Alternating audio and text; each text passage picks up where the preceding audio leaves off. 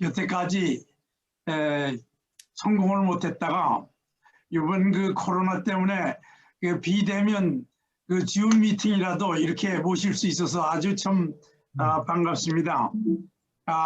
제 말 잘 들리죠? 예. 목사님은 경남 진주 출신이시고요. 장로교회 목사님으로 온누리교회 부목사님으로 오랫동안 심호하시다가 98년 충북 보은에 보은아콤 공동체를 예수마을 농촌 선교회 공동체 마을을 마련하시고 이렇게 농촌의 그 선교의 롤 모델을 만드셨습니다. 이와 동시에 양계를 주로 이제 해서 목사님들의 자립할 수 있는 방법을 양계를 통해 가지고 그 양계 학교를 또 이렇게 하시고 저는 원래 축산과를 나왔지만 양계에 대해서 우리 목사님은 늘 제가 컨설팅을 할 정도로 아주 스페셜리스트가 되셨습니다. 그래서 이 기술을 가지고 이 지구촌 방방곡곡에 이런 농촌 선교의 공동체 마을을 이렇게 전파하시는 일을 열심히 하시고 계십니다. 그래서 또 제2의 공동체 경북의성에 지금 또 개척을 하시고 이러한 얘기를 오늘 소개해 주시고 그래서 대단히 감사를 드리고 저희들에게 영광입니다. 우리 목사님 나오실 때 우리 박수로 전부 환영해 주시기 바랍니다. 네, 환영합니다. 네. 제가 일단 화면 공유를 시작하겠습니다. 예.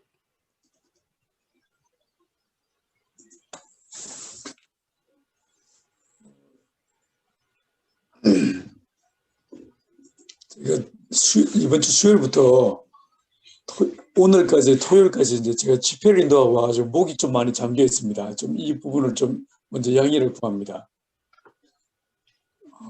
잠깐만 이게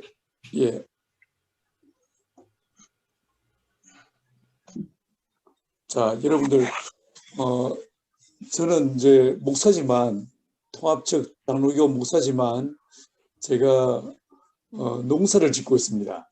그래서 이제 목사다 보니까 집회도 인도하고 또 부흥회를 인도하기도 해요. 제가 여러분 계시는 밴쿠버에는 못 가봤지만 바로 밑에 그 미국 도시가 있지 않습니까?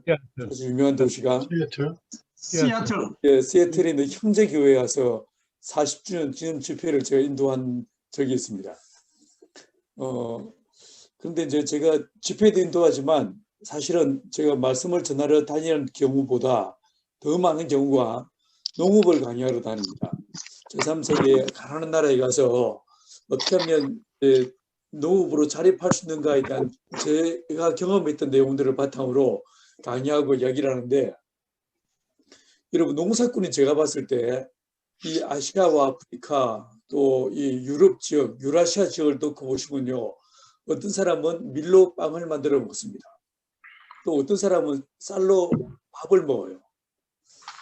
왜 어떤 사람은 빵을 먹고 어떤 사람은 밥을 먹을까요? 혹시 이런 고민해 보신 적 있습니까? 여러분 이제 밀과 쌀을 단순하게 비교하면요. 밀은 연작할 수 없는 식물이에요. 밀을 심은데 또 심으면 밀은 수확량이 반밖에 나오지 않습니다. 키도 반밖에 크지 않습니다. 근데 그에 비해서 쌀은요 연작이 되는 식물이에요. 심은데 또 심어도 쌀은 수확량의 차이가 발생하지 않습니다.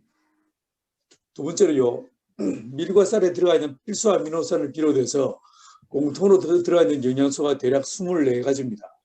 근데 어떤 것은 밀보다 쌀이 137배 더 많이 들어있습니다. 어떤 건 90배 더 많이 들어있습니다. 밀보다 쌀이 훨씬 더 영양가가 높은 식물입니다. 세 번째로요, 이 밀이라는 식물은 글루텐이라는 성분이 있어서 밀로 빵을 만들어 먹거나 다양한 이제 우리가 재료로 해서 밀을 섭취 많이 먹게 되면 어떤 일이 벌어지냐면 반드시요 그 글루텐 때문에 살이 찝니다. 그리고 두 번째로 이 글루텐으로 인해서 여러 많은 알러지가 발생하게 돼 있어요. 하지만 쌀은 그렇지 않습니다. 쌀은 글루텐의 문제가 별로 발생하지 않습니다. 이와 같이 이렇게 밀과 쌀은 굉장히 큰 차이가 있는데 아시아의 대부분의 사람들은 쌀로 밥을 먹는데 왜 유럽 사람들은 밀로 빵을 만들어 먹었을까? 생각해 보신 적 있습니까? 여러분, 유럽의 대부분의 지역들은요, 토양이 석회석 토양입니다. 그래서 비가 오더라도 그 빗물이 스며들어가고 논으로 만들 수는 점토성 토양이 안 됩니다. 그래서 논농사를 지을 수 없는 토양이 대부분입니다. 혹시 아시는지 모르겠는데 쌀은 수생식물입니다. 그래서 이 쌀들은 물을 그득히 된 논을 만들어 가지고 거기에서 재배해야만 벼들은 잘 자라고 쌀의 수확량도 많게 되어 있습니다. 자, 그런데 첫 번째, 유럽의 대부분의 토양은 점토성 토양이 아니고 석회석 토양이라서 논을 만들 수가 없었습니다. 두 번째로요, 이 벼들은 수생식물이다 보니까 심고 난 다음에 출석이라고 해서 약 55일 동안에 꽃이 피고 55일 지난 다음에 꽃이 피고 열매가 맺히는데 그 시즌까지는요 절대로 논에 물을 빼서는 안 됩니다. 물을 그득히 대둬야 됩니다.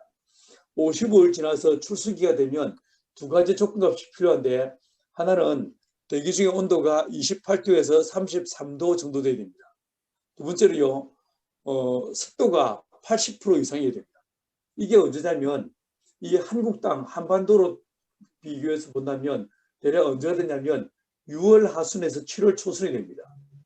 이때가 벼들이 꽃이 피는 시즌이에요.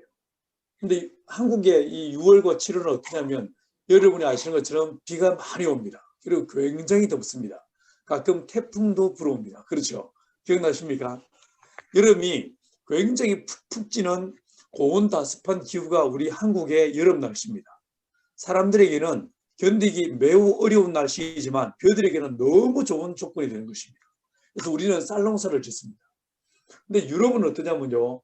유럽의 6월과 7월은 비가 오는 시즌이 아닙니다. 혹시 여러분들 유럽은 언제 비가 오는지 아십니까? 유럽은요. 11월 달부터 그 이듬해 3월까지가 우기에 해당합니다. 여름에는 늘 써니데이입니다. 여름은 비가 오지 않습니다. 해가 길고 아주 좋은 날씨가 돼서 사실 유럽 여행은 겨울이 아니라 여름에 가셔야 됩니다. 자, 여러분 이와 같이 여름에 비가 오지 않고 겨울에 비가 오는 이런 식의 기후 조건을 갖고 있다 보니까 벼농사를 지을래야 지을 수가 없었습니다. 대부분의 지역들에서 이 벼 대신에 쌀 대신에 밀농사를 짓게 되었던 것입니다. 여러분 이 밀과 쌀을 밀을 주식으로 해서 먹느냐 쌀을 주식으로 밥을 먹느냐에 따라서 굉장히 큰 차이가 만들어지는데 제가 이렇게 간략하게 도표를 만들어 보았습니다. 밀은요 연작할 수 없다고 했지 않습니까? 그러면 어떻게 했냐면 땅이 있으면 최소한 이 밀과 쌀을 먹느냐에 따라서 달라진다고 말씀을 드렸는데 이 사람들은 밀은 단일 작물 플랜테이션 농업이라고 해서 밀농사 지은 땅에 다른 작물들을 심습니다. 이게 옥수수 혹은 감자 이런 식으로 단일 작물 넓게 농사짓는 농사를 짓게 되어 있었어요. 자, 이러다 보니까 이분들이 가을에 농사를 끝나고 나면 밀과 감자, 밀과 옥수수 이런 식으로 단일 작목을 농사 짓는 이런 식의 흔히 말해서 플랜테이션이라는 이름의 농업이 자리 잡게 되었습니다. 자, 이러다 보니까 이분들이 이제 한두 가지 작목밖에 없다 보니까 이분들이 먹고 사는 데 있어서 큰 어려움을 겪게 됩니다. 이래서 이 사람들은 반드시 어떤 일이 어떻게 되냐면 농사를 짓는 사람들이 농사를 짓고 난 다음에 자기들이 필요한 것들을 농사짓는 사람들을 찾아가서 물물 교육하게 되는 이런 식의 이제 농업이 됩니다. 이 물물 교육식의 농업을 하면서 이제 이 바꿔먹게 되다 보니까 이 사람들은 뭘 만드냐면 길을 만들게 돼 있었어요. 유럽의 지역들 밀문화 지역, 밀을 농사 짓는 지역들은 가장 중요한 특징이 길이 발달합니다. 어느 지역이든 길이 발달하게 돼 있어요. 혹시 여러분들 모든 길은 로마로 통한다 이런 말 들어보셨습니까? 예. 그 말에 왜 그런 말이 나오냐면 이 로마는 밀문화권이었기 때문에 그렇습니다. 근데 그에 비해서 아시아 쌀문화 지역은 어쩌면 쌀은 연장이 됩니다. 논은 늘 논입니다. 그러면 물을 댈 수 있는 논을 만들 수 있는 땅은 벼를 심고요. 물을 댈 수 없는 모든 나머지 언덕진 밭들은 다 밭을 만들어 가지고 양념과 부식과 모든 잡곡들을 다 농사 지을 수 있습니다. 그래서 이 아시아 지역은 쌀문화 지역은요 자급자족 형태의 농업 구조를 갖게 됩니다. 그래서 이 사람들은 바꿔 먹을 게 없습니다. 그래서 길이 발달하지 않습니다. 대신에 뭐가 만드냐면 공동체 혹은 마을이 만들어지게 됩니다. 밀은 길을 만들고요. 쌀은요 공동체를 만들어요. 이게 가장 큰 차이였습니다. 그리고 이게 통의 구조도 달라지고 언어와 존칭 이런 것도 달라집니다. 뿐만 아니라 동물도 달라지는데 밀문화 지역에서는 늘 먹을 것이 부족하다 보니까 사람들과 먹이 경쟁을 벌일 수 있는 잡식 동물을 선호하지 않습니다. 대신에 밀농사 짓고 남은 공간에다가 풀을 키운 다음에 초식 동물, 풀로만 키울 수 있는 초식 동물을 선호했습니다.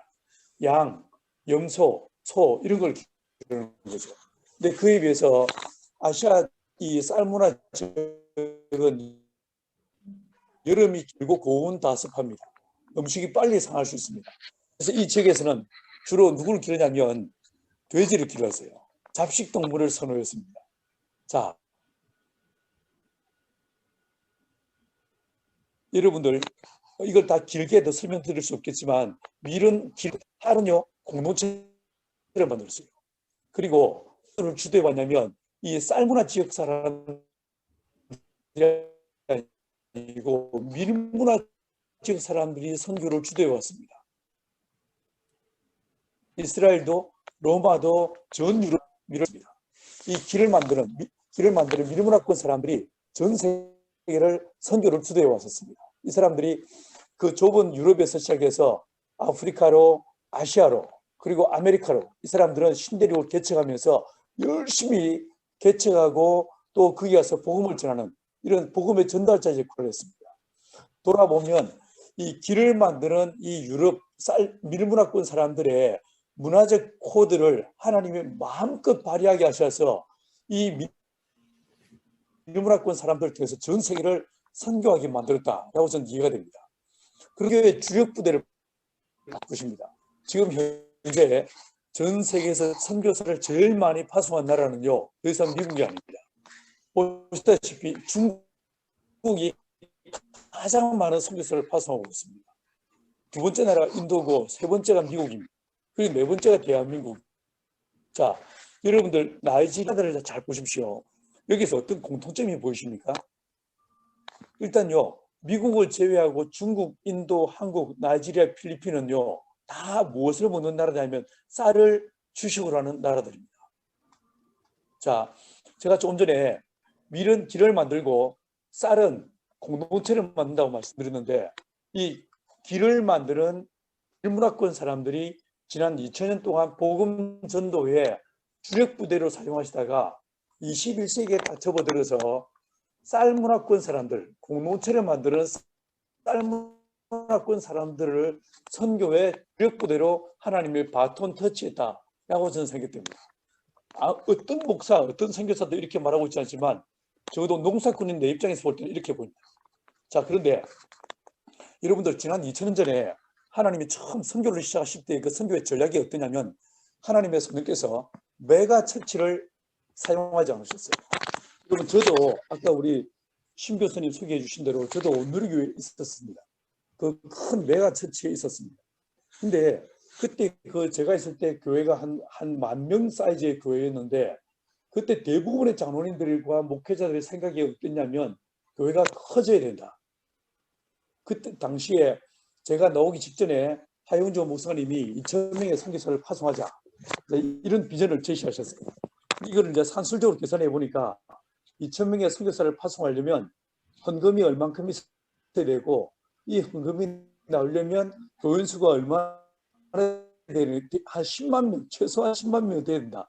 이런 식의 이제 이 논리를 전개해서 교회가 커져야한다라고 하는 어떤 이런 어떤 이 근거를 정리했을 때 그 성령이 시작하셨던 유대 공동체, 이 공동체는요 결코 빅사이즈의 교회가 아닙니다.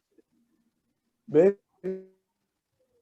처치가 아니었습니다. 몇 명이었습니까? 겨우 120명이었습니다. 공동체가 분열로 쭉만 되니까 하루에 3,000명이 필요합니다. 하루에 5,000명이, 그리고 심지어 제사장들까지 예수를 믿기 시작했다라고 말하고 있습니다. 하나님의 성령께서 전 세계를 선교하시는 첫 번째 선교의 모델이 뭐였냐면 작은 스몰 사이즈의 공동체였어요.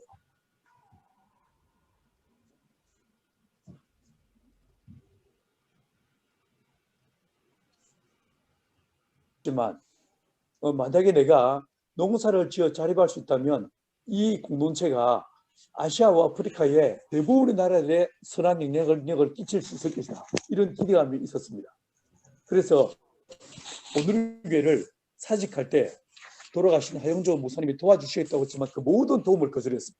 그리고 맨땅에 헤딩을 했습니다. 농사 지어본 적도 없고 땅도 없고 돈도 없고 경험도 없고 아무것도 없는 저였지만 제가 내려가면서 식량을 한번 자립하겠다. 에너지도 직접 만들어 쓰겠다. 그리고 제가 이제 딸 둘이 있었습니다. 자녀들 교육도 홈스쿨링으로 교육을 시키겠다. 집도 직접 지어보겠다. 의식주의 문제를 직접 해결하겠다라고 마음먹었습니다. 만약에 이렇게 해서 우리가 자족하게 되면 우리 지역도 변화시킬 수 있고 국경을 넘어서 정말 많은 나라를 도울 수 있을 것이다라고 하는 그런 기대감이 저 안에 있었습니다. 내려갔습니다. 땅을 빌려서 농사 짓기 시작했습니다. 어떻게 됐을까요? 공동체 시작하고 4, 5년 만에 쫄딱 망했습니다. 안 망하는 게 이상하겠죠. 너무너무 가난했고 저희 공동체는 쫄딱 망했습니다. 그래서 공동체 시작한 지 5년 만에 공동체가 두 파로 쪼개졌어요. 한쪽은 쪽파, 한쪽은 양파, 두 파로 쪼개졌습니다. 양파는 왜 양파냐면 기독교 공동체니까 100% 공유하자. 완전 공유를 주장하는 사람들이었고, 쪽파는요 희년의 원리를 따라 부분 사유를 인정하자. 이렇게 사유와 공유의 조화를 꾀하자는 그룹이었습니다. 요 파로 쪼개졌고 저희들이 격렬하게 싸웠습니다. 근데 그 11월 달 1년 내 싸우다가 마지막 11월 달에 1박 2일로 모여서 회의를 하고 그 회의의 결과를 따라 해체하거나 혹은 둘로 쪼개기로 마음먹었어요. 근데 그 싸우던 자리에 주위에 성령이 임했습니다. 그 싸우다가 하나님의 성령의 충만함을 경험했고 공동체가 그 안에서 깊은 회개와 통회와 자복함이 있었습니다. 그 성령이 임하신 시간이 약 6시 반이었는데 저희가 기도회를 끝나고 눈을 떠보니까 밤 12시 반이 지났어요. 그 긴 기도 시간 하나님께서 오직 회개만 하게 하셨습니다. 그 회개 가운데 우리 안에서 어떤 사람은 방언이 터지고 어떤 사람은 병고침을 경험했습니다. 그 성령의 역사하심으로 공동체가 하나가 되었어요. 자, 여러분, 그런데 그 성령께서 임하신 그 이듬해 우리가 빌려서 농사 짓던 논과 밭들에서 말 그대로 기적이 나타났습니다. 농법이 달라진 것도 아니고 사람이 달라진 것도 아니었습니다. 땅이 달라진 것도 아니었습니다. 여전히 아무런 변화도 없는 그런 똑같은 상황이었는데 우리가 심은 고추밭에서 대개 이제 우리 마을 어르신들이 고추를 심으면 한 나무에서 붉은 고추를요 대략 한 3, 40개 딸 수 있습니다. 근데 성령이 마신 그 이듬해 저희 밭에서 붉은 고추를요 350개, 550개, 어떤 건 700개씩을 땄습니다. 여러분, 콩밭에서 들깨밭에서 우리가 심은 작목들마다 말 그대로 기적을 경험했어요. 자, 하지만 그럼에도 불구하고 우리는 늘 가난했습니다. 여전히 가난했습니다. 어떻게 하면 우리 공동체를 자립을 시키고 먹고 살 수 있을까 고민하다가 제가 이제 뭐 하려고 마음먹었냐면 돼지를 길러서 돼지를 팔아서 돈을 벌겠다 이렇게 마음먹었어요. 혹시 아시는지 모르겠는데 양돈을 하면요 진짜 큰 돈을 벌 수 있습니다. 그래서 이제 제가 목사라는 사실을 숨기고 다른 양돈장 가서 돼지를 똥을 치우고 사려주면서 열심히 돼지를 배웠습니다. 근데 돼지를 한참 배우고 있는데 어느 날 주님이 저를 찾아오셨어요. 양돈장에서 똥 치우고 있는 저에게 찾아오셨으니 뭐라고 하시면 닭, 닭, 닭 이러시는 거예요. 마치 이 아시아로 복음을 전하러 가려고 했던 바울에게 주님께서 와서 우리를 도우라 마게도냐의 환상을 보여주셨던 것처럼 주님이 제게 닭, 닭, 닭 그러시는 거예요. 어쩔 수 없이 제가 돼지를 포기했습니다. 그리고 닭을 배우기 시작했습니다. 우리나라에서 닭 진짜 잘 기르는 데를 12군데를 선정해서 추천을 받아서 가서 직접 일을 해드리면서 닭을 배웠습니다. 여러분, 어느 날 제가요, 이 닭에 대해서 이게 눈이 열리기 시작했어요. 닭이 어떻게 창조되었는지, 닭이 뭘 좋아하는지, 닭이 뭘 제일 어떤 상황에서 제일 잘 자랄 수 있는지 이런 여러 가지 것들을 제 안에 하나님의 지혜로 터득하고 깨닫게 알게 해주셨습니다. 보시면 이 양계장에 제가 처음 지었던 양계장이었어요. 보시면 녹슬고 아주 이상한 모습이지 않습니까? 이게 이 양계장을 지을 때 돈이 없었습니다. 정말 먹고 죽을라도 돈이 없었습니다. 그래서 고물상에서 중고 자재들을 구해다 이 양계장을 지었어요. 그래서 이렇게 낡고 이상한 모습의 양계장이었습니다. 그런데 이 양계장이 지금은 전 세계에 60여 개 나라에 보급이 돼서 우리 신 교수님 계시던 북한 땅에도 이 양계장이 지어져서 아시아, 아프리카에 정말 많은 사람들을 자립시키는 도구가 되었습니다. 자, 여러분 제가 이 양계를 공부하면서 제 안에 목표가 있었습니다. 하나님, 아시아 어디에서나 할 수 있는 양계. 두 번째, 누구나 할 수 있는 양계. 이게 제 꿈이었습니다. 근데 지금은 그 꿈이 이루어졌어요. 자, 보시면요. 이 양계장은 제가 직접 양계장을 짓고 있는 모습입니다. 이게 양계장 내부입니다. 보시면요. 매우 단순합니다. 제가 생각할 때 복잡하고 그리고 또 다른 메커니즘이 있다면 이것은요. 단순하지 않으면 보편성을 띌 수 없고 운동력을 확보할 수가 없습니다. 아주 단순한 그 단순함 속에서 양계가 갖고 있는 몇 가지의 기본적인 문제를 해결할 수 있을 때 이것이 운동력을 가지고 전 세계에 보급될 수 있다고 보았습니다. 근데 보시면요. 양계장 지붕이 뭐로 만들었습니까? 양계장 지붕이 양철 지붕으로 만들어져 있습니다. 자, 여러분 양철은요. 여름에 열 받으면 진짜 뜨겁습니다. 그런데 제가 처음에 양계장을 양철로 만드니까 온 동네 사람들이 저보고 미쳤다고 얘기했었습니다. 왜냐하면요. 닭은 체온이 몇 도인지 혹시 아십니까? 사람은 36.5도지만 닭은 굉장히 체온이 높은 온열동물. 근데 여름에 온몸에 털옷을 입고 삽니다. 그러니까 닭은 더위에 굉장히 약한 동물이에요. 근데 제가 양계장 지붕을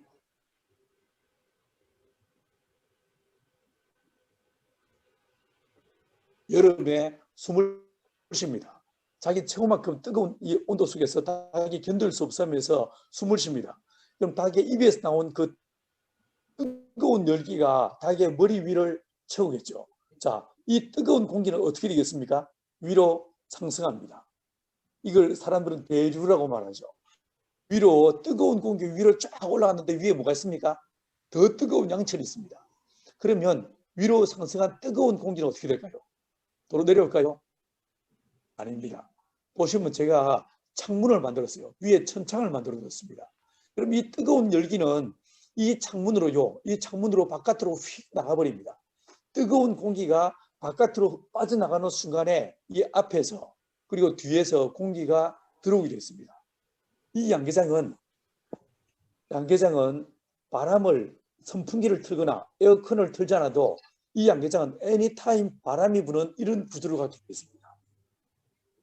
두 번째로요. 이 양계장을 정확하게 남쪽을 바라보고 이쪽 방향이 정면인데 이 앞부분이 남쪽을 바라보고 양계장이 지어지게 만들었습니다. 자, 그러면 어떻게 되냐면요. 아침에 해가 떠야 이 앞부분에서 그리고 위에서 해가 들어옵니다. 그런데 이 양계장의 폭을요. 이 폭을 8.1m로 딱 만들어 놨어요. 그리고 위에서 해가 들어올 때 해가 비치는 부분이 정확하게 30%밖에 되지 않습니다. 그리고 해가 비치는 부분은 이 바닥 하루에 한 번 이상을 해가 비치게 됐습니다. 그러면 30% 해가 비치면 나머지 70%는 뭐가 되겠습니까? 그늘이 줍니다. 자, 여러분들 아무리 더운 여름에도요, 그늘진 바람 부는 곳에 있으면 어떻습니까? 시원하죠. 그래서 이 양계장이 그래서 그러니까 곳곳에도 이 양계장이 지어질 수 있는 거. 양계장 바닥을 보시면 시멘트 바닥이 아닙니다. 흙바닥도 아닙니다. 제가 이게 바닥이 뭘 깔았냐면 흙과 낙엽과 우드. 여러분 닭이 처음에 어디에 살았겠습니까? 닭은 에덴 동산에서 처음 살았겠죠. 자, 에덴은 어떤 곳이었습니까? 창세기 2장 9절에서 하나님이 보기에 아름다운 집이었습니다. 에덴은요 가든이었어요. 에덴은요 숲이었습니다. 수많은 나무들이 어우러져 있는 숲이 에덴이었습니다. 먹기에 좋은 나무의 특징이 뭐냐면요, 활렵들입니다.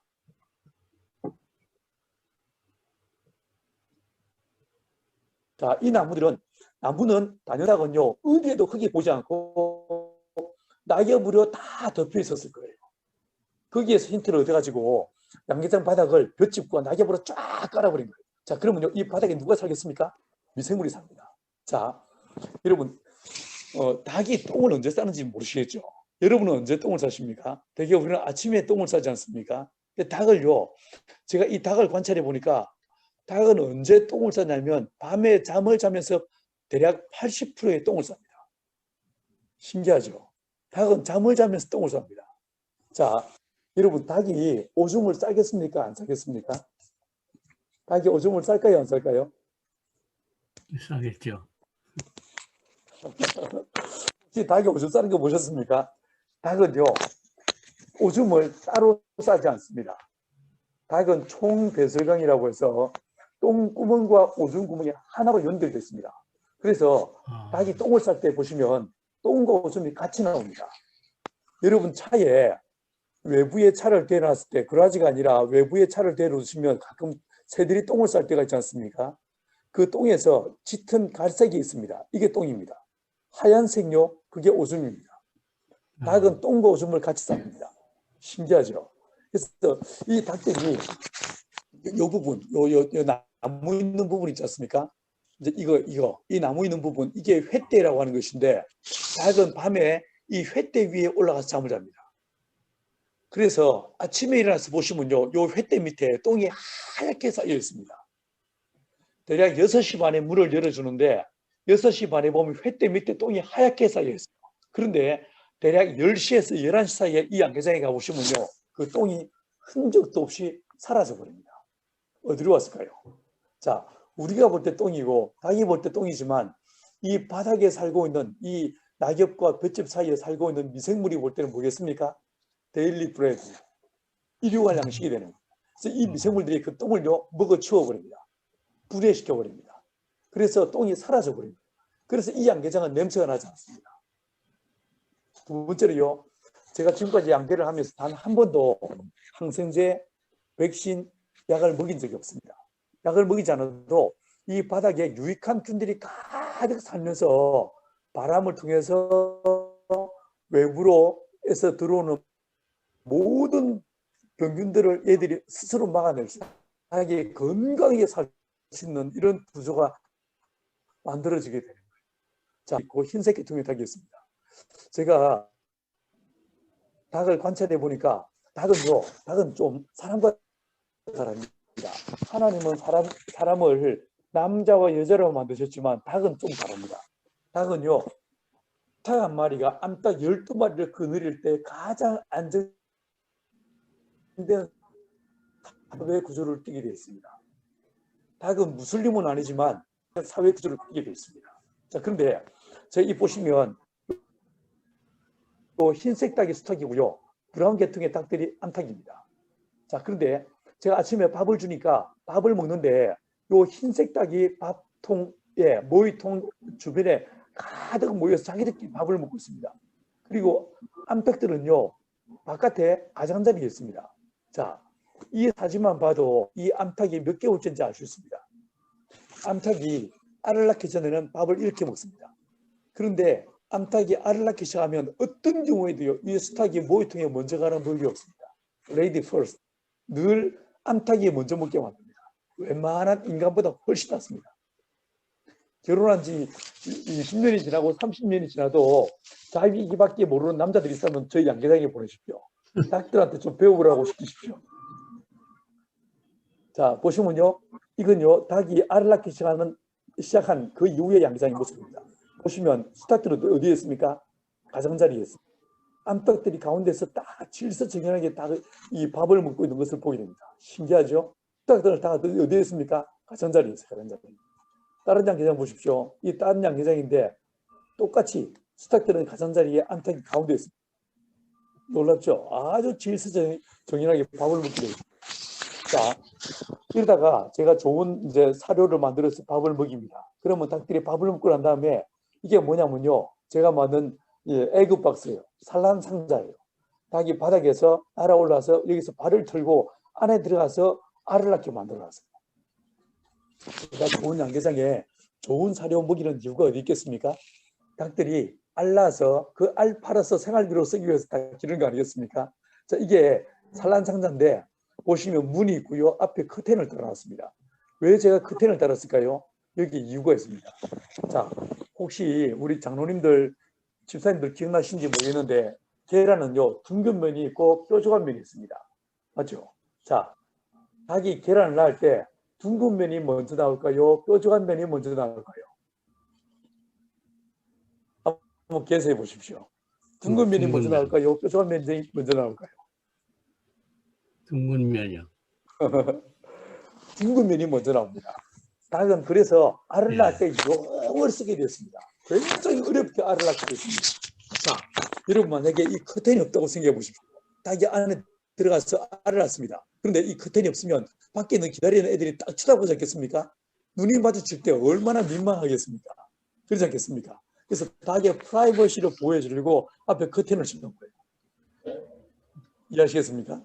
자, 뒤에 보시면요. 닭이 안에 앉아있죠? 안에 앉아있고 요 작은 틈으로 계란만 또르르 굴러나오게 만들어놨습니다. 계란이 여기에 쌓이는 거예요.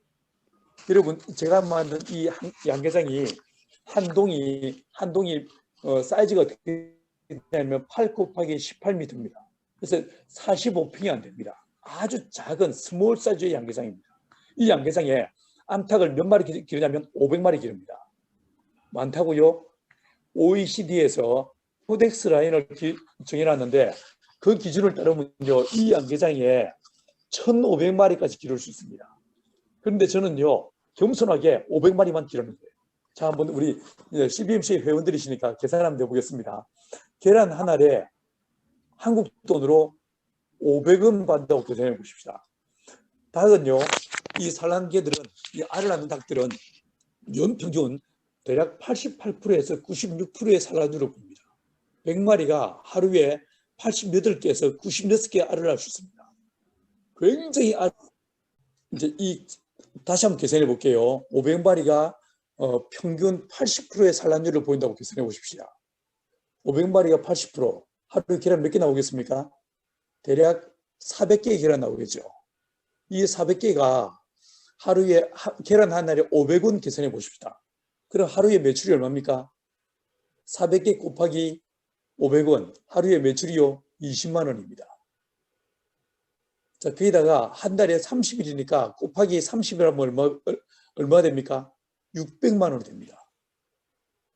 여러분, 45평 양계장에서 한 달 매출이 600만 원이 발생합니다. 이러다 보니까 중국과 아시아 대부분의 나라에 이 양계가 보급되고 아프리카 곳곳에 이 양계장이 보급되게 된 것입니다. 자, 제가 직접 사료를 다 만들어 먹입니다. 저희가 논농사도 짓고요, 밭농사도 지어요. 뿐만 아니라 저희가 풍력발전기를 직접 만들었습니다. 이게 풍력발전기를 나무를 직접 다 깎아가지고 날개를 만들었어요. 그리고 이 뒤에 보시면 이게 제너레이터가 있습니다. 이 제너레이터에도 자석을 집어넣고 호일을 감아가지고 제너레이터와 인버터까지 직접 만들어서 이게요, 작아 보이지만 이게 지름이 2.4m입니다. 이거 하나가 시간당 1kW의 전기를 생산할 수 있습니다. 자, 목사인 제가 왜 이런 농사를 짓고 왜 이런 에너지를 만들어 가지고 이런 걸 사용하고 있냐면, 생각해 보시면요, 복음이 없는 땅, 예수를 모르는 땅은 어디나 예배 없이 식량의 문제가 있습니다. 그리고 에너지의 문제가 있습니다. 예수를 모르는 지역은 어느 지역 예배 없이 밤이 되면 칠흑 같은 어둠 가운데 살아갑니다. 식량의 문제가 얼마나 심각한지 모릅니다. 그래서 그 사람들을 돕기 위해서 직접 에너지를 만들어 쓰고, 그리고 이 물 문제를 해결하고, 그리고 이건 태양광 조리기, 그리고 이거는 물을 정화시키는 정수기입니다. 이런 식의 방식으로 아시아와 아프리카를 돕는 그런 일들을 해보자라고 마음먹은 것입니다. 제가 목사지만 집을 짓습니다. 직접 드로잉을 하고 설계를 해서 집을 짓는데, 처음에 집을 지을 때는요, 돈이 없어가지고 아파트 모델하우스 철거할 때 나오는 폐목들, 그 폐목들 구해다가 일일이 못 뽑고 그 못 뽑은 나무로 집을 이렇게 지었습니다. 하지만 지금은 이렇게 직접 세자재로 집을 제 손으로 직접 다 짓습니다. 이게 한 100스퀘어미터짜리 집인데, 방 3칸, 화장실 2개짜리 집인데 두 채를 다 짓고 밖에 제가 지금 데크 만들고 있는 제 모습이에요. 자, 이건 최근의 모습인데, 뒤에 보시면요, 집에 벽체가 세워졌죠. 제가 자원봉사자들 모아서 집 짓는 모습이에요. 뒤에 벽체 세워졌죠. 지붕이 올라갔습니다. 집이 다 젖었어요. 이렇게 하는데요, 한 달이면 집을 지을 수 있습니다. 자, 이게 아까 말씀드린 은퇴 선교사들을 위해 지은 방 2칸짜리 작은 집입니다. 저는 이런 식으로 은퇴 선교사들을 제가 집을 지어드리고 와서 살게 하고, 이분들한테 양봉을 가르쳐가지고 자립하게 하고, 그러면서 이 지역에 있는 다문화 가정 사람들을 전도하고 선교하는 그런 일들을 하게 한다라고 생각하고 있습니다. 여러분, 그 성령이 마신 다음에 우리 마을도 바뀌었습니다. 정부 자금이 약 400만 불의 돈이 우리 마을에 들어와서 이렇게 길을 새로 만들고 담장을 개량하고 마을의 모든 오수와 폐수를 정화시키는 정화장치를 만들었어요. 이게 마을 회관입니다. 그리고 마을 광장, 이런 식으로 마을의 공원까지 만들었어요. 자, 이런 마을의 변화들을 바탕으로 해서 제가 선교지에 나갑니다. 정말 많은 곳을 다닙니다. 이것은 어디냐면 중국입니다. 중국의 소수민족 마을에 있는 학교, 소학교 기숙사예요. 보시면 이 아이들이 월요일날 학교에 와서 금요일날 혹은 토요일에 집에 돌아가는데, 월요일날 학교에 올 때 이런 식의 망태에다가 자기 일주일치 양식을 챙겨옵니다. 그 밑에 나뭇가지가 보이십니까? 학교 뒤에 가보시면요, 남자아이들, 여자아이들 공간이 있고 아이들 숫자만큼 소치 걸립니다. 애들이 오전 10시에 한 번, 오후 4시에 한 번, 하루에 2번 이런 식으로 감자를 혹은 밥을 해서 자기 손으로 직접 밥을 해서 이렇게 먹고 삽니다. 내가 이 아이들을 어떻게 도울까 고민하다가 학교 옆에 양계장을 지었어요. 양계장을 지어드렸습니다. 그리고 중국 제자 2명을 여기 내려보냈어요. 내려보내면서 내가 부탁을 했습니다. 너희들 절대 전도하지 마라. 닭만 잘 길러가지고 계란 나오기 시작하면 이 왕통수학교 아이들한테 매일 계란을 먹여라. 그리고 남은 계란들 팔아다가 너희들 사료비를 쓰고 생활비로 쓰라고 시켰습니다. 자, 여러분 6개월 지나서 닭이 알락기 시작했습니다. 매일같이 알을 먹이기 시작했습니다. 아이들이 계란을 먹기 시작하면서 자기들 집에서 학교까지 시간이 걸어서 걸리는 시간이 1시간 반인데, 일요일에도 이 아이들이 이 학교에 몰려오기 시작했습니다. 계란 먹으러. 내가 분명히 전도하지 말라고 했지만 아이들이 늘 와서 이 양계장 주변에 얼쩡거리니까 요 두 친구가, 제 제자들이 아이들을 모아놓고 이야기를 들려주기 시작했어요. 예수님 이야기를, 그리고 십자가 이야기를, 그리고 다윗 이야기를, 요셉 이야기를 들려주기 시작했습니다. 여러분, 그러면서 그 아이들이 예수를 믿기 시작했어요. 보십시오. 이 아이들이요, 이 계란 먹기 시작하면서 때깔 좋아지고, 이 아이들이 이 계란 먹으면서 아이들이 예수 믿기 시작한 닭들이 전도한 아이들. 여러분, 이러면서 이 교장 선생님, 이 청바지 입으신 분이 교장 선생님인데, 이분이 저희한테 학교가 주일날 수업이 없으니까 교실 2칸을 내주셨습니다. 여러분, 그 교실 2칸이요, 예배당이 됐어요. 이 예배당 이름이 뭔지 아십니까? 양계장으로 세우신 첫 번째 교회, 양일교회였습니다. 지금은 그게 양이교회, 양삼교회, 양사교회 이런 식으로 중국 전역에 400군데가 넘는 곳에 양계장이 지어져서 닭들을 통해서 나오는 계란으로 아이들을 먹이고, 그 아이들이 복음을 받아들이고 예수 믿게 되는 이런 변화들이 일어나게 되었습니다. 저희가 중국에 신학교를 합니다.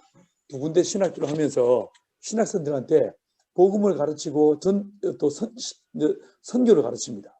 마지막 학기가 되면 제가 가서 이 친구들한테 농업을 가르쳤어요. 양계를 가르쳤습니다. 그 결과 중국에 이런 식으로 중국 곳곳에 이런 식의 양계장이 지어지게 되었습니다. 이건 티벳입니다. 티벳에 세우신 양계장. 중국만 해도 이 양계장이 벌써 1000군데가 넘는 굉장히 많은 양계장이 지어져서 중국의 대학교의 지도자들을 자립시키는 도구가 됐습니다. 이건 라오스입니다. 인도 차이나 반도의 라오스에 있는 양계장입니다. 보시면 안에 닭들이 보이죠. 여러분, 이 선교사님이 양기를 다 셋업시킨 다음에 제게 양돈을 하겠다고 부탁을 했습니다. 그래서 제가 연구했던 모든 자료들을 이분한테 드렸습니다. 그 결과 이런 식의 양돈장이 지어졌어요. 돼지들 보십시오. 냄새 나겠습니까? 전혀 냄새 나지 않게 닭을 기르고 또 똑같이 이렇게 돼지를 기르게 됩니다.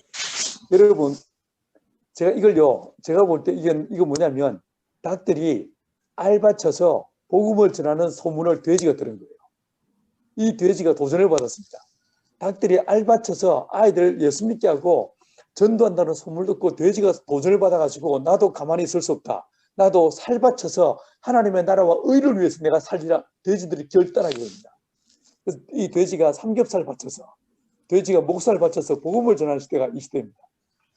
여러분 보십시오. 이 돼지 새끼들 아직 꼬리가 말리지 않은 아직 3개월이 안 된 어린 돼지들인데 보십시오. 냄새 나겠습니까? 전혀 냄새 안 나게 아주 깨끗하게 이 돼지를 기를 수 있습니다. 여러분, 이 돼지와 닭들이 온 세상에 복음을 전하는 주님의 거룩한 복음 전도의 도구가 되다 보니까 제가 다니기 시작했습니다. 이건 아프리카에서, 이거는 러시아에서, 이건 우크라이나에서, 이건 중앙아시아에서 곳곳을 다니면서 1년에 10개 나라, 15개 나라 온 이 아시아 아프리카를 다니면서 그 현지 선교사들에게 혹은요 지역 주민들에게 농업과 그리고 공동체를 가르치게 되었습니다. 이건요 우즈베키스탄에 세워진 첫 번째 양계장이에요. 여러분 이 양계장을 필두로 해서 지금은 우즈베키스탄에만 150군데가 넘습니다. 이건요 아프가니스탄, 여긴요 러시아, 이건요 요르단에 있는 시리아 난민 캠프입니다. 이 난민 캠프에 이 양계장을 지었어요. 이런 식으로. 그리고 이 난민들에게 아무것도 할 수 없는 난민들을 모아가지고 이 양계장 기술을 가르치고 그리고 이 난민 캠프에 있는 아이들한테 계란을 먹이는 이런 식의 하나님의 역사들을 일으키는 도구가 됐습니다. 이분이 선교사님인데 이분이 2년 전에 UN 상을 받았습니다. 이 자타리 캠프에 약 300개의 프로그램이 진행되고 있는데 그 프로그램 중에서 이 양계가 최우수 프로그램으로 상을 받았어요. 그 상을 이 선교사님이 받았습니다. 유엔은 강동진도 모르고 보나콤도 모릅니다. 하지만 저는요 이 선교사들을 그리고 현지에 있는 사역자들에게 이 기술을 가르쳐서 자립하게 만들고 그들이 자유롭게 양계로 돈을 벌고 자립하면서 신앙생활을 할 수 있다면 저는 더 바랄 나위가 없습니다. 그래서 이 양계학교로 해서 선교사들에게 양계를 가르치고 또 풍력발전기를 또 가르치고 그래서 인도에 방글라데시에 혹은요 네팔에 이런 식의 풍력발전기를 세워서 학교의 전기를 자가발전하게 하거나 한 마을의 전기를 아예 자가발전하는 그런 식의 일들을 현재 하고 있습니다. 뿐만 아니라 개종한 그리스도인들, 무슬림 지역에 있는 개종한 그리스도인들을 위해서 한 10가정 정도가 여러분이 아시는 것처럼 무슬림 지역에서는요 예수 믿기 되면 그 사람들은요 집에서 쫓겨납니다. 직장 생활도 할 수가 없습니다. 이 사람들을 어떻게 할까 어떻게 도울까 고민하다가 한 5,000수 규모의 빅 사이즈의 양계장을 짓자. 그래서 새 사이클로 닭들이 늘 알을 낳게 만드는 이런 구조를 만들어 보자 라고 해서 이건 제가 세운 사업 계획서입니다. 자, 이 사업 계획서를 정리해 보니까 초기 투자비가 대략 한 1억 5천만 원 들어갑니다. 13개월 후가 되면요 계란 판매로 만들어지는 매출이 4천만 원 이상 나옵니다. 한 달에 4천만 원 이상의 매출이 발생합니다. 보시면요 사료비, 그다음에 인건비, 개사 감가상각, 차량 감가상각 다 뺐습니다. 포장 판매비 다 빼고 나니까 이 전체 이 지출 합산이 3,200만 원 정도 들어갑니다. 그래서 이걸 다 빼고 나니까 순수익이요 800여만 원의 순수익이 발생합니다. 무슬림 지역요 중앙아시아 어느 나라나 약 200불에서 300불이면 충분히 살 수 있습니다. 어떻습니까? 여기까지 얼마든지 자립할 수 있는 이런 식의 구조가 만들어지는 걸 보게 됩니다. 그래서 이 일을 실행하기 위해서 먼저 카자흐스탄에 파일럿 양계장을 모델 양계장을 샘플 양계장을 하나 지었습니다. 이 친구가 선교사입니다. 이 친구가 현지인입니다. 카자흐스탄 알마타에 양계장을 지었는데 카자흐스탄 알마타는 겨울에 영하 38도까지 내려갑니다. 굉장히 추운 지역입니다. 그 추운 날에도 닭들이 알을 낳으니까 현지인들이 구경하러 왔습니다. 자, 그 결과 현지인들이 이걸 가르쳐달라고 해서 제가 다음에 가서 이 현지인들한테 양계를 가르쳤습니다. 그리고요 이런 식으로 지금은요 100군데가 넘는 양계장이 카자흐스탄에 세워지게 되었습니다. 이건 아프리카입니다. 여러분 이 아프리카 지도를 보시면요 이게 예루살렘이지 않습니까? 이 이집트에서부터 시작해서 북아프리카 전 지역이요 이슬람식 월드입니다. 자 그리고 요 아래 이 지역들이 기독교 지역이에요. 보시면 요 세네갈에서부터 에티오피아까지 선이 보이십니까? 이 선을 따라서 북쪽은 무슬림화되어 있고 기독교 지역 남쪽 지역에 있습니다. 그리고 어떻습니까? 이 선을 따라서 무슬림과 기독교 사이에 엄청난 충돌과 분쟁이 일어나고 있는 것이 보이십니까? 이 선이 보이세요? 이걸요 국어서를 통해서 보시면 딱 이렇습니다. 무슬림 지역은 완벽하게 사막화되어 있고 기독교 지역은 이런 그린 컬러를 띠고 있습니다. 어느 날 하나님께서 이 무슬림의 공격을 받고 있는 아프리카 세네갈에서 이 에티오피아까지 이 모든 이 호라이즌을 따라서 이 나라들마다 양계장을 지으라고 주께서 지금 명령을 내리셨습니다. 예, 그 명령을요 지금까지 다 주행했습니다. 요즘은 뭐 하고 있냐면 이 이집트에서부터 빅토리아 호수를 지나 모잠비크까지 요 버티컬로 양계장을 지는 일을 현재 하고 있습니다. 보시면 그래서 브로큰 아프리카 옛날에 프랑스가 지배했던 브로큰 아프리카 24개 나라 리더들을 모아놓고 1년에 한 번씩 양계를 가르쳤어요.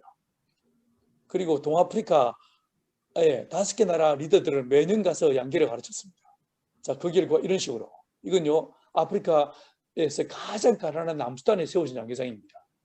양계장에서 알라고 시작하니까 주지사와 그리고 국회의원들이 구경하러 왔습니다. 그리고 지금은요 이런 식의 빅사이즈 양계장을 지어서 마치 가나안 농물학교 같은 이런 모습으로 양계장을 짓고 닭을 기르고 농장을 하면서 이 지역의 청년들 매년 30명씩 모아가지고 이 사람들한테 농업 기술과 복음을 가르치는 이런 학교를 하고 있습니다. 예. 자, 이건 어디냐면요 세네갈입니다. 세네갈에 원래는 이런 모습이 아니었어요. 이 세네갈에 원래 모습이 어떤 모습이냐면 이런 모습이었어요.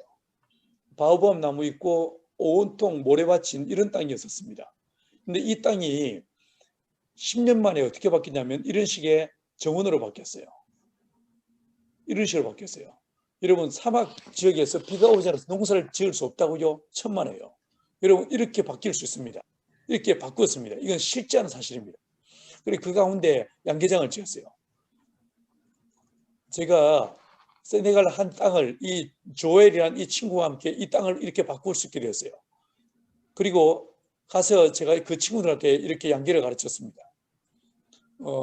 저희가 2년 전에 아프리카에서 새로운 프로젝트를 시작했는데 한국 하면 치킨이 아주 유명하지 않습니까? 이 아프리카에서 한번 치킨집을 해보자 라고 마음을 먹었어요. 그래서 양념치킨 또 프라이드 치킨 이런 치킨들을 이렇게 한국인의 입맛에 맞는 것들을 한번 아프리카에서 해보면 어떻겠나 라고 이제 마음을 먹고 이렇게 치킨을 시작했는데요. 그들 대박이 났습니다. 대박이 났습니다. 여러분 이 작은 매장에 이 블랙 아프리칸들 젊은 10대 후반에서 20대 초반의 젊은 청년들 18명을 한 교회 청년들 18명이 고용했습니다. 한 교회 청년들을. 그리고 그 목사님이 이 매장에 와서 일주일에 한 번씩 예배를 인도하게 했습니다. 그리고 이 아이들한테 반드시 11조를 하게 만들었어요. 그 결과 어떻게 된지 아십니까? 그 교회가 자립하게 됐어요. 자립하게 됐어요. 저는 닭을 기르면서 계란도 팔지만 이런 치킨집을 통해서 이 치킨 매장들이 아프리카 전역에 한 1000개 이상 만들어지게 되면 다르게 말하면 1000개의 교회를 자립시킬 수 있는 멋진 프로젝트가 될 수 있다는 말이죠. 여러분 이건 뭐냐면 말레이시아입니다. 여러분 혹시 아시는지 모르겠는데 말레이시아는 무슬림 국가입니다. 이 무슬림 국가인데 어느 날 이 말레이시아의 한 교단의 선교부 총무와 리더가 저들을 찾아왔습니다. 와서 저한테 뭐라고 하냐면 이 사람들이 이 화교 교단이었는데 무슬림 나라에서 이 화교 교회가 굉장히 성령 충만합니다. 굉장히 그리고 뜨겁습니다. 이 사람들이 그 원주민들한테 복음을 전했습니다. 교회를 세워줬습니다. 목사를 세웠습니다. 근데 몇 년 지나서 보니까 가서 보니까 교회는 텅 비어 있고 목사들이 교인들을 데리고 무슬림으로 엮여져가는 이런 기가 막힌 일들이 벌어지고 있더라고요. 너무 기가 막혀서 어떻게 목사가 교인들을 데리고 무슬림으로 넘어갈 수 있냐라고 물어보니까 목회자들이 그 원주민 목회자들이 먹고 살 길이 없어서 돈이 없어서 아이들 학교 보낼 돈이 없어가지고 무슬림으로 엮여져가더라고요. 왜냐하면 무슬림에서 돈을 주니까. 그 선교 총무가 저를 찾아와서 하는 말이 목사님 이 말레이시아에 있는 오랑아슬리 원주민들 목회자들과 성도들을 도와주십시오 라고 저기 요청했습니다. 그리고 갔습니다. 가서 그 현지인들을 모아놓고 양계를 가르쳤어요. 양계를 가르쳐서 이 말레이시아 곳곳에 이런 식의 양계장을 지어서 사람들이요 양계를 자립하는 일들을 이루도록 도와드렸습니다. 이분은 누구냐면 이집트 콥틱 교황이십니다. 여러분 어느 날 이 수도원이 지금 이 이집트의 대통령이 LCC라는 사람인데 강성 무슬림 형제단 소속입니다. 이 사람이 어떤 법을 만들었냐면 이 1000년 혹은 700년 된 1200년 된 이런 식의 콥틱 수도원들이 국가의 땅을 무단으로 점령하고 있다라고 얘기해서 땅의 60~70%를 뺏어가 버렸습니다. 그러면서 이 수도원이 지어져 있는 이 땅들도 너희들이 세금을 내지 않으면 땅을 몰수하겠다라고 협박을 했습니다. 여러분이 아시다시피 이 수도원들이 무슨 돈이 있겠습니까? 이 수도사들은 아무것도 없는 청빈과 가난의 삶을 살면서 예수를 따라가는 나사렛 예수를 따라가는 사람들이지 않겠습니까? 여러분 이 교황께서 저한테 도움을 요청했습니다. 이 사람들 정말 먹고 살 길이 없다.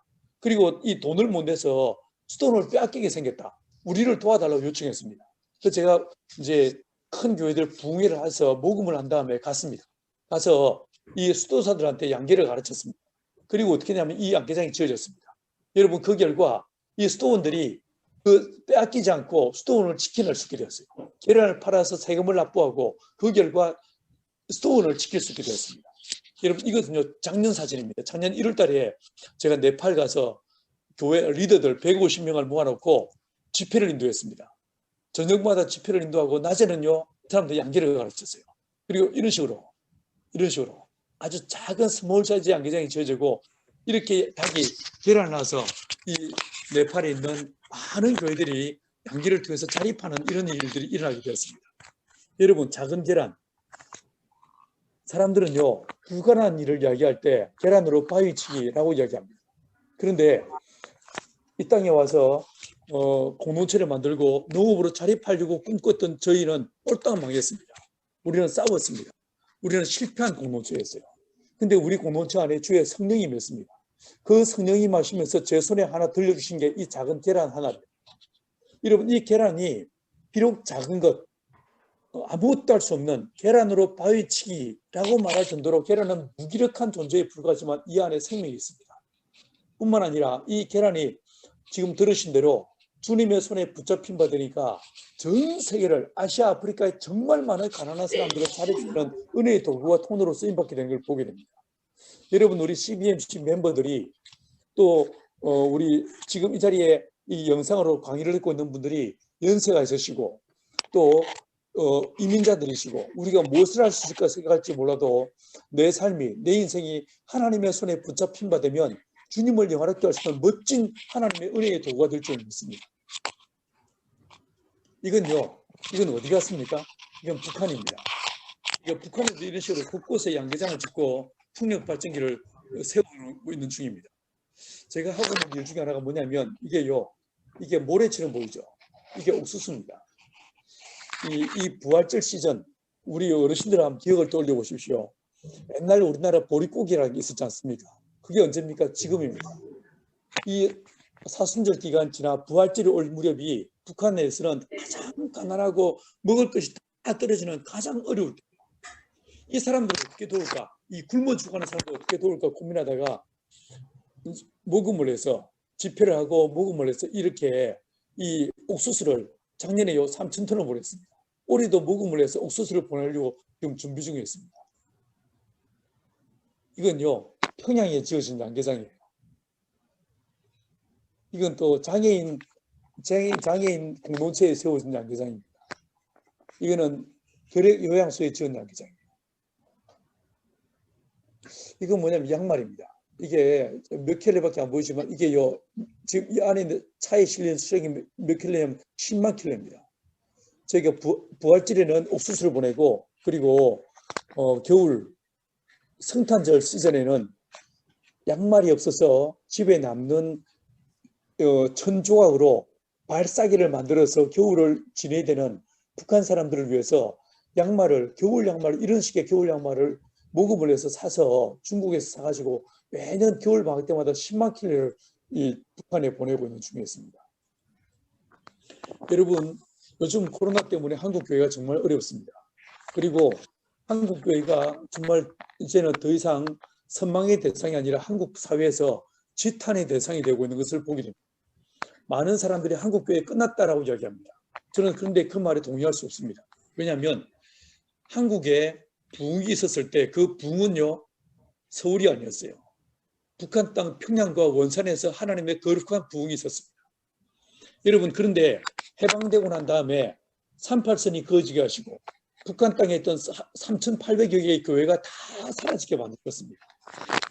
여러분 아시는 것처럼 이 대한민국을 이렇게 부흥 발전케 하셨습니다. 언젠가 하나님께서 다시 저 철책선을 걷어버리시고 155마일 휴전선이 무너져버리고 남과 북이 복음 안에서 예수 안에서 하나 되게 될 때에 이 민족이 온 열방을 섬기는 거룩한 선교왕국의 뜻이, 하나님의 뜻이 이루어질 날이 저는 올 것이라고 믿습니다. 여러분, 한국교회가 무너져가고 있고 성전이 파괴되는 이런 소리가 곳곳에서 들리고 있습니다.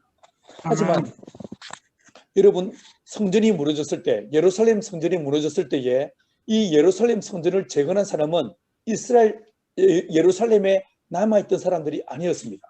누구였습니까? 포로로 끌려갔던 사람이었어요. 포로로 끌려갔던 사람이 귀환합니다. 돌아온 그들의 손에 의해서 하나님의 성전이 재건됩니다. 그런 면에서 볼 때 지금 저와 함께 강의를 듣고 계시는 우리 어르신들, 우리 장로님들, 우리 집사님들은 얼마나 중요한 사람들인지 모릅니다.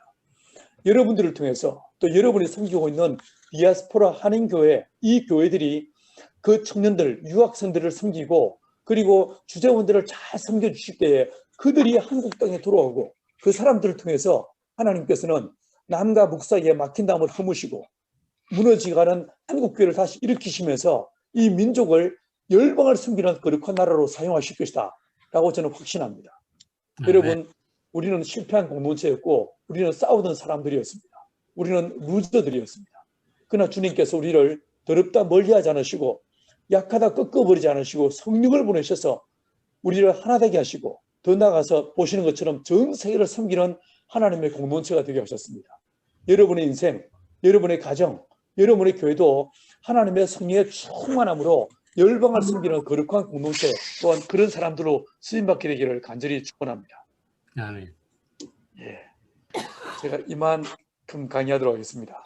예. 긴 시간 들어주셔서 감사합니다. 감사합니다. 예, 중간중간 강의가 끊어져서 이 인터넷 선이 연결이 잘 안 돼서 불편함을 드렸던 것을 제가 정중하게 사과합니다. 예. 예, 감사합니다. 참, 감사합니다. 예, 존경스럽네요. 시간이 좀 지났지만은 궁금한 사항이나 질문 있으면은 한두 분만 해주시죠. 예, 저 여기 있습니다. 예, 예. 공동체에 이게 디아스포라 젊은 사람들이 어떻게 거기를 접촉하고 가서 훈련을 받고 견학을 하고 배울 수 있는 그런 시스템이 있습니까? 네, 있습니다. 저희는 정기적으로 양계학교 그리고 두 번째로 풍력학교를 개설해서 선교사들과 많은 사람들이 와서 그걸 배울 수 있도록 하고 있고요. 혹은 이제 저를 부르시면 제가 가서 제가 또 강의를 해드리기도 합니다.